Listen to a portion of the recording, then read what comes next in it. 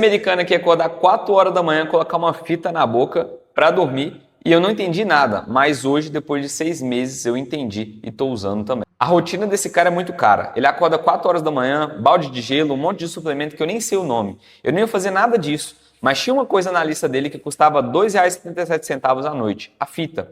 Eu roncava a noite inteira e minha mulher me mandava pro sofá. Eu acordava com a boca seca e mais cansado do que tinha ido dormir. Eu comprei a fita só para ver. Hoje eu não acordo 4 horas da manhã, não tomo banho de gelo, mas a fita ficou. Boca fechada, respiro pelo nariz e sem barulho. Eu acordo descansado e economizo o dinheiro do café. Eu deixei o link aqui abaixo da marca que eu compro para você também conferir.